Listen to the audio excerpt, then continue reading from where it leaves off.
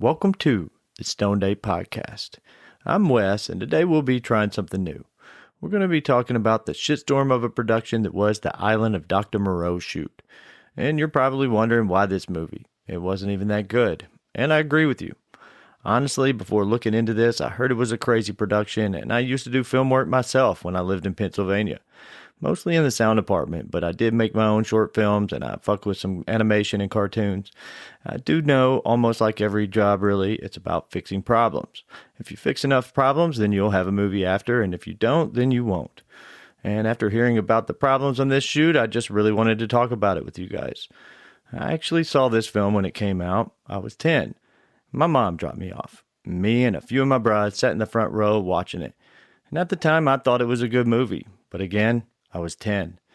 Anyway, back to the subject at hand. I was not able to find the kind of source material I really like to have for something like this, no book or anything. But after delving into it, I just thought it was too crazy not to share. The source material for this one is a documentary about the film, and I'll have a name for that later, and an assortment of YouTube videos about the subject, and a few articles I found online. From bullies to warlocks and everything in between. But before we get into that weirdness that was the Island of Dr. Moreau, let's spark it up. And today I'm going to be smoking a Jeter 1 gram pre-roll. It is a quad infused pre-roll. And we're going to look up and learn a little bit about Jeter. So Jeter, I'm looking at their website here. Is there an about? Let's see, find Jeter, pop-up deals. Well, I'm seeing here that it looks like their locations that they sell them are Missouri, New York, Massachusetts, Michigan, Arizona, and California. And I live in Arizona, and that's where I picked this up. I know the Jeters, to me, they remind me a lot of the Stizzies. I believe I had the Stizzy in episode 1. They were the little shorties in that. This is a 1 gram, so it's not the 5 half grams. It's just 1 full gram. All right, so online on Jeter's website, I'm looking up the Strawberry Sour Diesel. That's the strain I'll be smoking. Online, it does say 38.55. Let me see if mine matches that. It's actually written pretty small here. I don't see the THC. Mine says 33.91. Could be 8.1 possibly. It is really small in here. But anyway, Strawberry Sour D, that's the strain. And it says legacy strain sour diesel and strawberry cough are crossed to produce the strawberry sour diesel, a fruity sativa with a diesel kick. On the smoke, the terpene profile offers a sweet candied strawberry note with minor floral accents for the inhale, while the exhale turns sharp with a citrusy pine and diesel gas aftertaste. This sativa kicks off with a brightened high and gentle euphoria that spreads quickly to the body, eventually settling in for a relaxed yet uplifting after high. Our new on-the-go strain. Okay, and I don't know if this is a new strain right now. I guess it might be. And I did want to look up a little bit. I'm going to go ahead and open this up. So my pre-roll, my infused pre-roll, these Jeters and the Stizzies, obviously there's other brands that do it too, but they have like the keef on the outside of them. And I wanted to look that up a little bit. I don't want to just be talking about the strains and you know, the different brands. I also want to learn a little bit more about bud while we're doing this. So the different kind of pre-rolls, I found a website, narcannabis.com. They seem to have a shitload about pre-rolls on here. So it says the different kinds of infused pre-rolls they have. And this isn't ordering through their website. This is like the different pre-rolls that you can find, the infused pre-rolls. And they have hash infused, diamond infused, wax infused, and other types include the keef-coated ones, like the one I have here, called tarantulas or caviar joints. And hash holes is also a kind of keef-coated one. So I don't know. I've seen some hash holes, but there were specific brands. And again, with the tarantulas and caviar joints, I don't know if those are specific to brands either. I personally, when I see the keef on the outside, I just like to call it a tarantula joint. That's just one that I like. So anyway, Narcannabis has got you covered if you want to find out about pre-rolls. It's got more on there than I want to learn right now. It does talk about Jeters specifically too. Jeters and Cannons. Cannons are also a kind of, I believe Jeters sell, it's like a fatter joint. I don't know exactly. It's like its version of a blunt, more or less. But yeah, that's what we're going to be smoking tonight. If you want to leave me a comment or send an email, let me know what you're smoking when you listen to the show.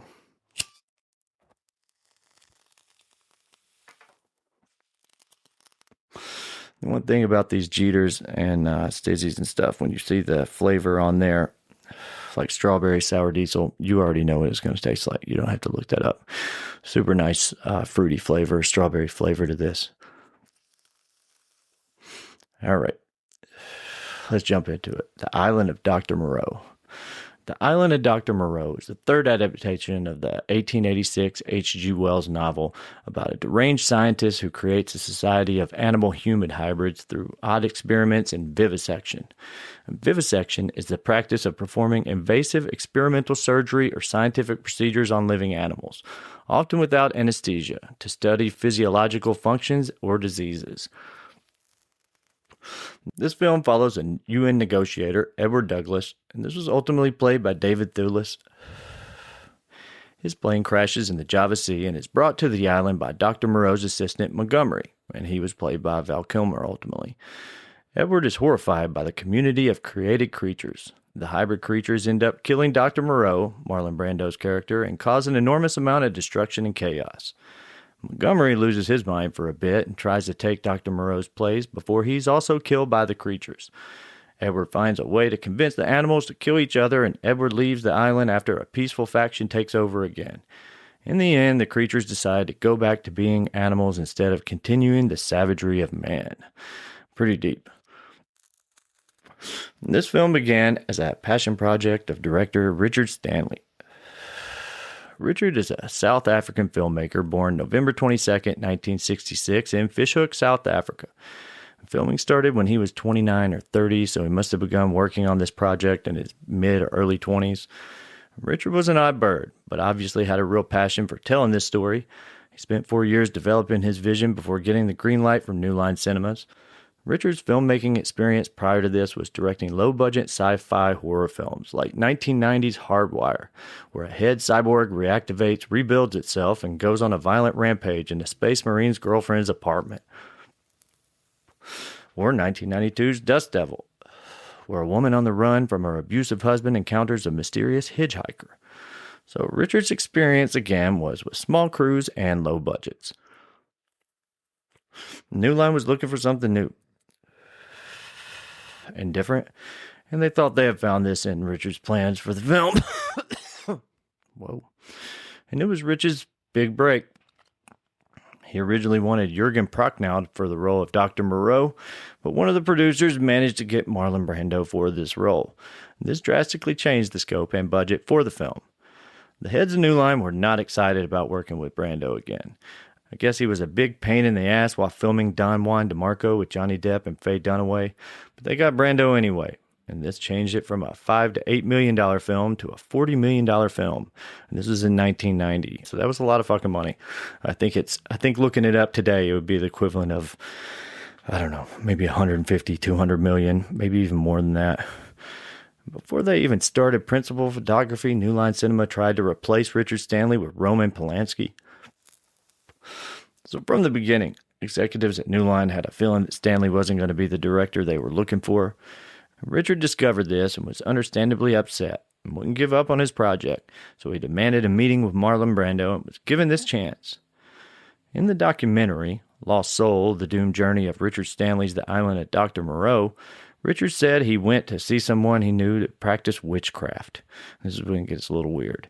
Dr. Edward James Featherstone, who was commonly known as Skip, and he was a warlock. He asked Skip if he could save his movie. So when he went to visit Brando, Richard, Skip did some arm-cutting witchy ritual to fix this issue, and I don't know, at least by fucking Richard, he thinks it worked. And apparently Marlon Brando at this point was damn near insane. Richard said he went to meet Brando, who had trained Dobermans that would attack anything Marlon pointed at with his laser pen, and no one expected this, but Marlon liked Richard. Richard, by the way, does believe that possibly this voodoo and witchcraft was the main hand in him, being liked by Marlon. So at this point, Polanski was out, and Brando was only doing the movie with Stanley. A win for Stanley. So Brando at the time, he was a big name, but he wasn't a big box office draw. Bruce Willis was originally brought in to be the castaway Edward Douglas, and he liked the script, and like everyone else, he was excited to work with Brando. After running into James Woods, Richard was able to cast him as Montgomery, the doctor's assistant. And then after a lot of searching, they found a spot in Queensland, Australia to shoot, and their special makeup effects artist began creating the designs for the creatures in the film. There was an early shoot during pre-production. I believe this was in Hollywood with a skeleton crew. I suppose this shoot didn't go that great. I think they finished what they were trying to get, but some of the executives from observing Stanley's directing style thought that with a larger crew, he may have a problem. After this, they moved him from a hotel in Hollywood to an apartment in Burbank, I believe, in that area. Richard Stanley had been living in London for 20 years, and he did not drive. This was obviously an issue, especially since they moved him away from, kind of downtown. I've never been to Hollywood, but obviously he was closer when he was in Hollywood. All right. The guys at New Line, they were having issues with the meetings. Richard wasn't there. He says he wasn't given an opportunity to be there, more or less, but I do know later he skipped a lot of meetings even when he could be there, so believe what you believe. The first major pre-production issue involved a divorce, Bruce Willis and Demi Moore's divorce. For legal reasons, Bruce was not able to leave the States for 6 months, and he was not going to be able to be in this picture. And another, quote, strategic error, and this was a quote from Richard, is when he met a huge box office actor, Val Kilmer. And initially, I guess they hit it off well, and it was around the premiere of Batman Forever. I believe they met before that. And while negotiating his contract later, Kilmer sent for Stanley to meet him in Tokyo, and this was during the Batman Forever premiere. Val told Richard he wanted 40% less shooting days to be a part of this project. And after the Bruce Willis issue, Richard was more or less told by New Line that if he had any issues like this, his film would be pulled. So even though Rich had an idea at this point that there may be more issues with Val, he agreed to his demands. The set had already started to be built, and he really wanted to make his freaking movie. Originally, Val was supposed to be the main character, Edward Douglas, but later he decided he didn't want this role. He called up the New Line cinema honcho, Michael DeLuca, and told him not to talk, just listen. And Val knew he took the role, but he didn't like it anymore and didn't want to do it. And he did later say the reason he was being such a scumbag was the fact that his wife, an English film and TV actress Joanne Whalley, had filed for divorce, and he heard about it while she was on a TV interview or something along those lines. And this is when it was decided that he would instead play Dr. Moreau's assistant.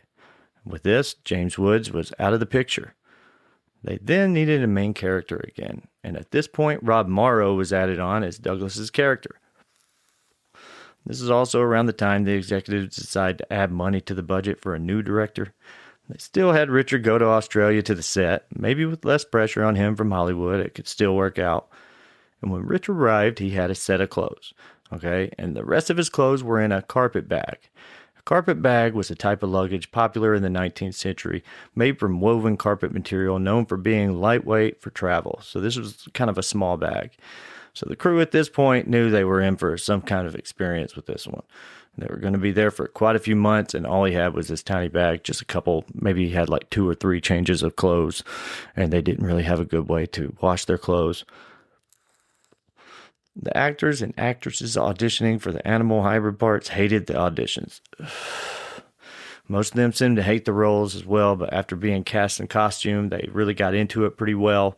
Plus, I'm pretty sure they were, for the time, even if they hated the role, they were getting paid good. I'm not sure exactly what each actor was getting paid, but I know they got paid a lot longer than they were supposed to. Okay, so one of the actors was Nelson De La Rosa. He was the smallest man on Earth at the time. After agents were contacted, some special effects makeup artists went to Dominican Republic to body cast him, and there they realized he was a huge celebrity. Nelson loved being part of this film, but I think he believed he had a more significant role.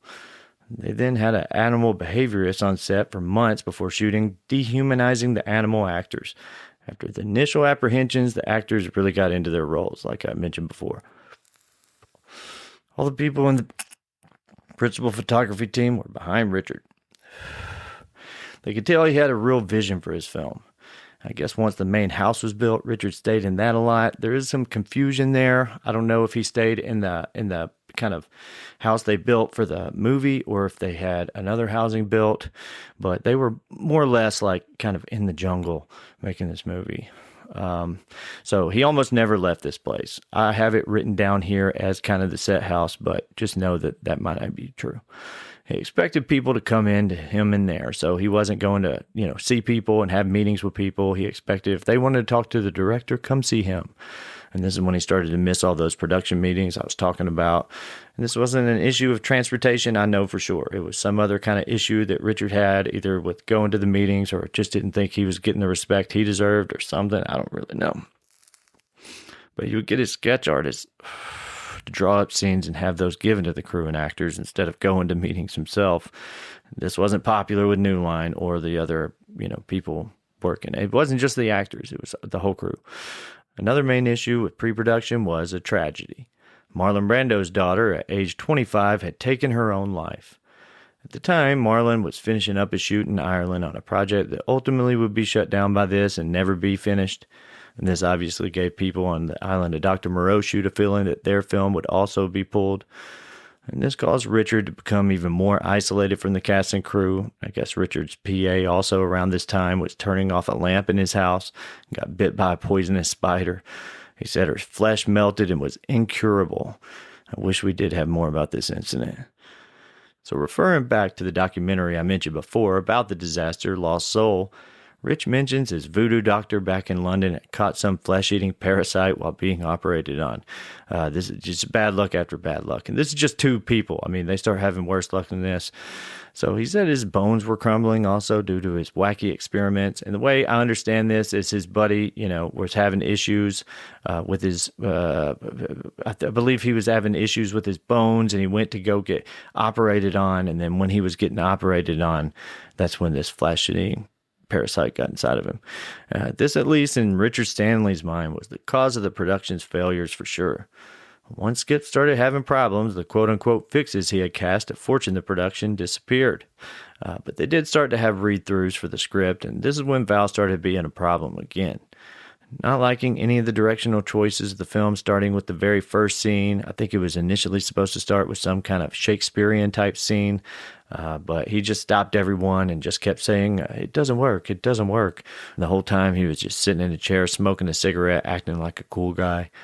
Richard stood his ground at first, but it was obvious that Rich and Val were going to have a lot of disagreements on this film.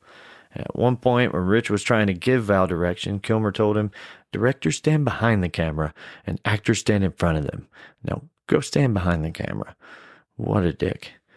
And he also had German actor Marco Hofschneider's role ultimately slashed significantly because he didn't want to be outshined by him. And that was the guy that was opening with his Shakespearean kind of, monologue.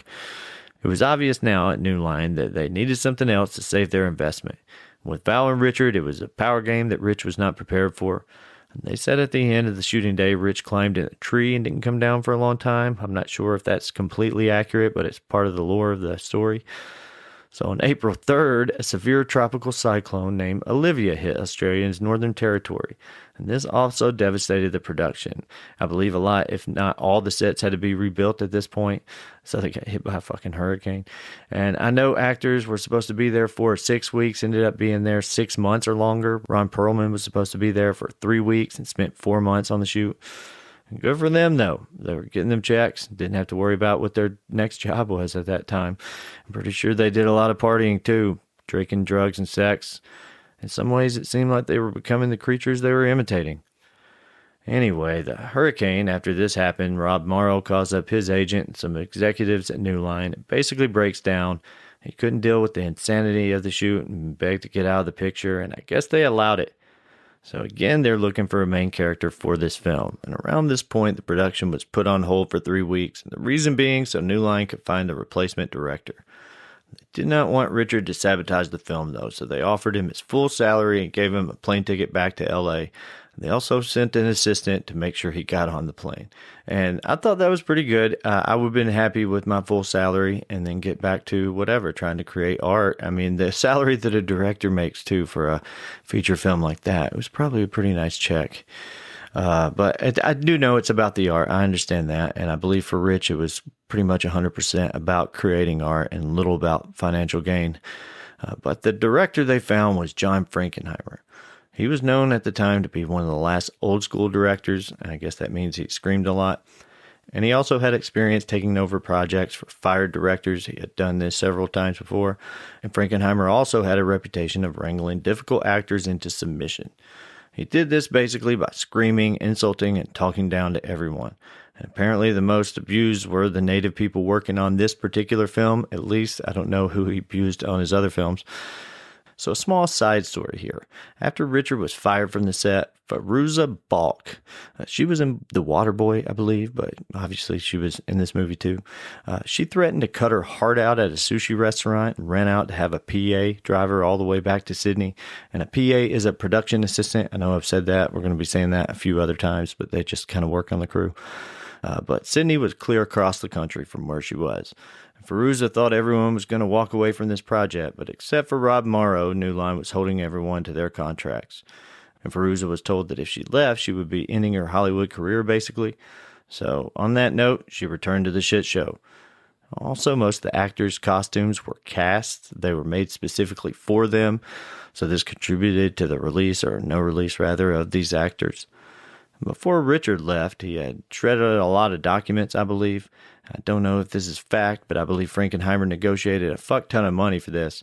And I heard he got a 3-picture New Line Cinema deal. I tried to look that up. I didn't see him having really any New Line Cinema movies, but who knows who the money came through and who the actual production at the end of the day was for his films. But I heard he got some kind of deal out of it more than just financial gain, like kind of like money, financial gain for the future and just projects to work on, I guess.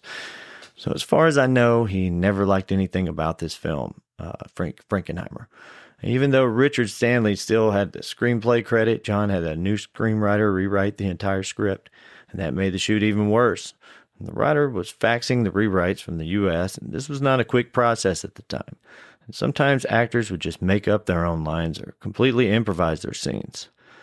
And there were instant tensions between John and the cast and crew. Mostly because he was a dick and he just belittled them and called them names. And after Brando made it to the set, things got even worse.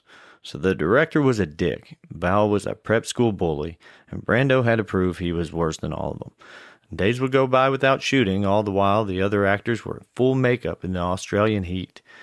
Brando also had a lot of new ideas for the film that did nothing to enhance it or make any sense at all.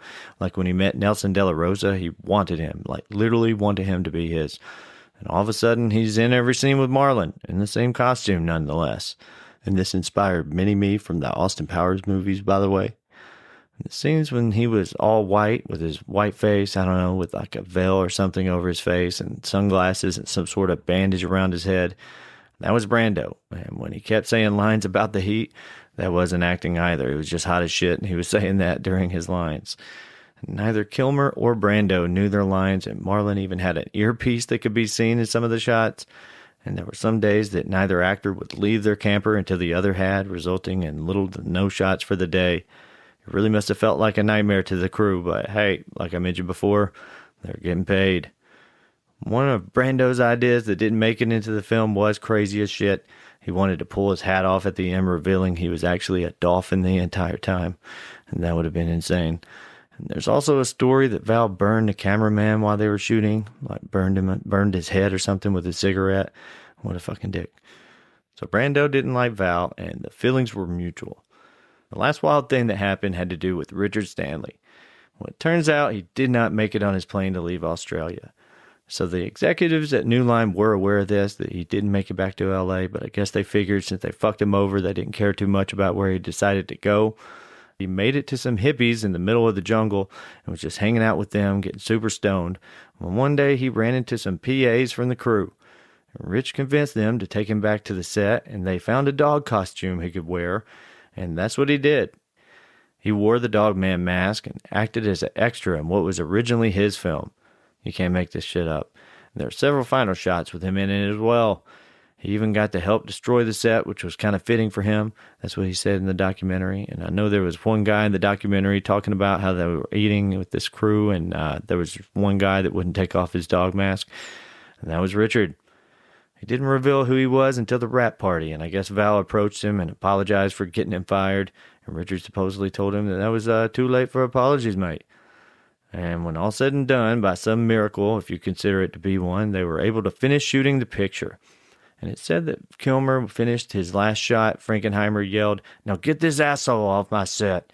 And the film was edited and was released August 23rd, 1996, which was actually 30 years ago in a day from now. I didn't realize this was a kind of 30-year anniversary episode, but that's what it ended up being. And I saw this movie, like I previously mentioned, and I thought it was okay. But looking back at it, you can see that there are problems with it. You can tell that neither Brando or Kilmer gave a shit about the project. And I didn't mention this before, but they did end up getting David Thewlis. I mentioned him kind of in the opening, but there wasn't a lot said about him. But he played the main character role. Like everyone else, he did it to work with Brando. It was a box office flop and absolutely lost money, but they didn't lose all their money. Some have considered it one of the worst movies ever made, but I personally know several that are way worse than this. The Room, for instance. And I know The Room is considered, the best, worst movie, but they weren't trying to make that. They were trying to make a good movie. If anything, it was the opposite of that. Like, these guys were trying to sabotage what could have been a good movie, possibly. Battlefield Earth, that's another shit movie. The first Suicide Squad, I believe, is completely unwatchable for me, at least 75%, more than 50% unwatchable. And It Comes at Night, that's the last one. And spoiler alert, nothing comes at night. And that's all we have for you guys today. What a disastrous production, right? Too bad the Warlock got a parasite. Maybe Rich would have created his vision. By the time Frankenheimer finished it, it had no resemblance to the intentions or vision of Richard Stanley. I did check out IMDb, and it looks like Richard had several writing and some directing credits going back to 2001. In 2019, Rich wrote and directed the film Color Out of Space based on a short story by H.P. Lovecraft, and he also has some upcoming credits in both writing and directing. And one of the writing credits I noticed was Winnie the Pooh, Blood and Honey 3. This sounds like a real tearjerker. Well, I hope you guys enjoyed it. Let me know what you thought by leaving a comment or a review. If you have something else to say or a good subject to explore, send us an email at stonedapepod@gmail.com. Like us on Facebook at the Stoned Ape Podcast with Wes Ranson. If you prefer YouTube for your podcast, we're at youtube.com/@thestonedapepod. We'll have links for our socials and a link to our Patreon down below. Thanks again and have a chill day.